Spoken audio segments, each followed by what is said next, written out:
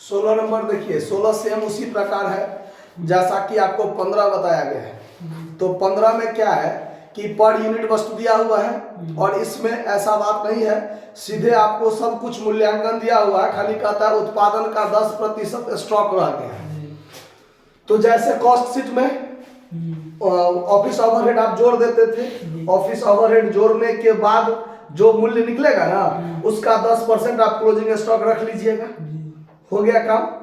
उसके बाद total cost फिर प्रॉफिट सब कुछ वैसे ही।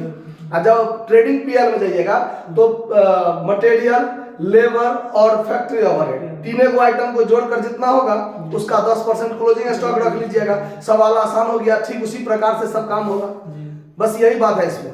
तो आप खुद प्रयास कीजिएगा, नहीं होगा तो फिर देखेंगे। 17 नंबर पर ध्यान दीजिए। 17 नंबर में है कि फ्रीजर लिमिटेड जो 1 टन वातानुकूलित के निर्माता है, वातानुकूलक का निर्माता है, लेखों से निम्नलिखित सूचना प्राप्त हुई है कि प्रति मशीन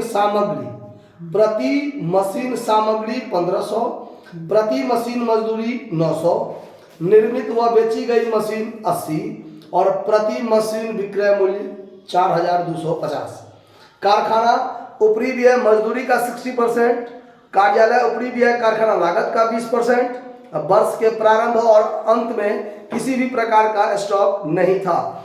इस टाइप के सवाल 13, 14, 15 जो आप बनाए हैं, 13, 14 जो बनाए हैं ठीक उसी प्रकार से है। फिर भी देख लीजिए, स्टेटमेंट ऑफ कॉस्ट, इसमें आपको आउटपुट जो दिया है वो 80 यूनिट है, ठीक है।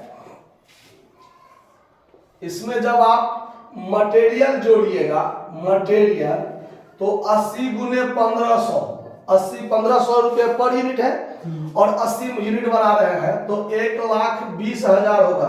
15 × 120 पर 30, ठीक है। लेबर, तो लेबर जो है आपका वो है 900 रुपये, यानी 80 यूनिट गुने 900 तो 9 × 8 = 7200 ने 72,000 जो जोड़ दीजिए 1,92,000। ये आपका क्या निकल गया, प्राइम कॉस्ट। फिर आप इसमें ऐड कीजिएगा फैक्ट्री ओवरहेड, इसमें कहता है 60% ऑफ वेजेज, 60% ऑफ वेजेज। ये जो आपका 72,000 है उस 72,000 का 60%, तो 72,000 का 60% आप निकाल दीजिए तो 43,200 रुपया आता है। जोड़ दीजिए 3 2 5,200 ही हो गया, 9 19 4 23 हो गया। ये हो गया आपका वर्क कॉस्ट, वर्क कॉस्ट। और अब आपको इसमें ऐड करना है ऑफिस ओवरहेड, ऑफिस ओवरहेड। तो इसमें कहता है 20% ऑफ वर्क कॉस्ट, 20% ऑफ। तो ये जो वर्क कॉस्ट है आपका वही चीज है ना, 20% ऑफ वर्क कॉस्ट। तो 2,32,535 है, 2,35,200, 2,35,200 का 20% निकाल दीजिए, 47,040, 47,040। अब इसमें आप जोड़ दीजिए 2,35,200 तो 2,82,240 ये है। ये हो गया आपका टोटल कॉस्ट। क्लोजिंग स्टॉक सब वाली बात है नहीं, इसमें सीधे ऐड कीजिए प्रॉफिट और यहाँ लिखिए सेल्स।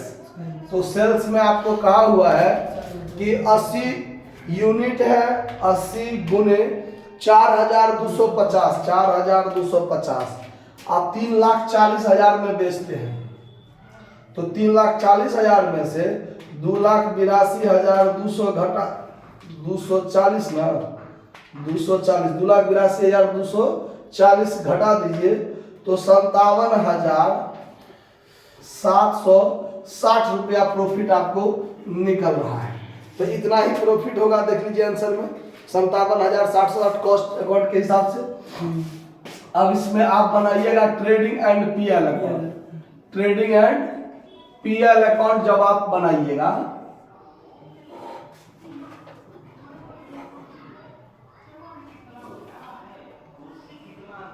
तो इसमें डेबिट क्रेडिट आप सबसे पहले दीजिएगा मटेरियल, तो मटेरियल है 1,20,000, ठीक है।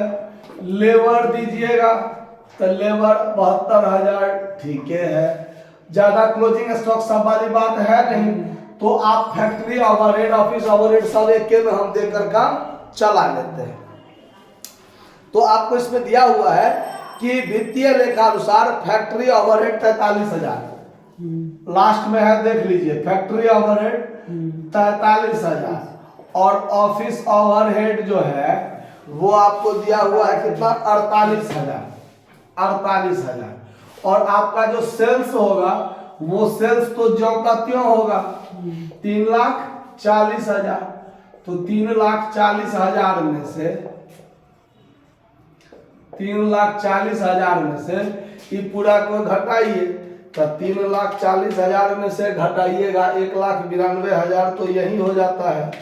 हाँ, फिर घटाइए 43 और 48 मिलाकर 91,000 हो जाएगा ना, माइनस 91,000 घटा दीजिए, 57,000, 57,000। तो ये हो गया आपका नेट प्रॉफिट, हो गया कि नहीं हो गया। तो कहने का मतलब इसके अनुसार ये है और इसके अनुसार ये है, तो 760 रुपया का डिफरेंस है। और ये लफड़ा क्यों हुआ, तो ये लफड़ा हुआ फैक्ट्री ओवरहेड इसमें अनुमानित है, इसमें वास्तविक है। फैक्ट्री ऑफिस ओवरहेड इसमें अनुमानित है, इसमें वास्तविक है। यही दो कारण हुआ, के कारणों से हुआ होगा।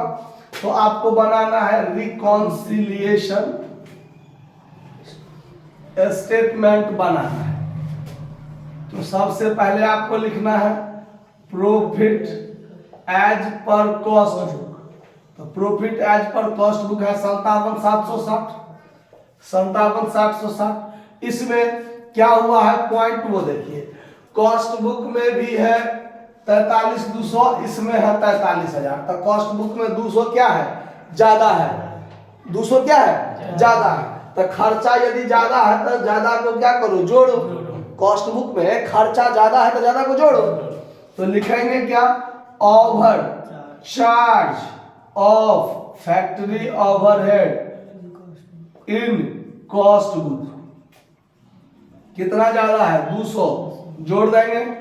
उसके बाद 2 नंबर पॉइंट, इसमें देखिए 47,040, इसमें है 48,000 ऑफिस ओवरहेड। तो इसमें कम है ना, इसमें कम है, तो कम को क्या करो, कम करो। तो कम को कम करेंगे तो लिखेंगे under charge of office overhead in cost book. Cost book कितना कम है, तो 960 रुपया कम है। तो 960 रुपया क्या करेंगे, घटा देंगे।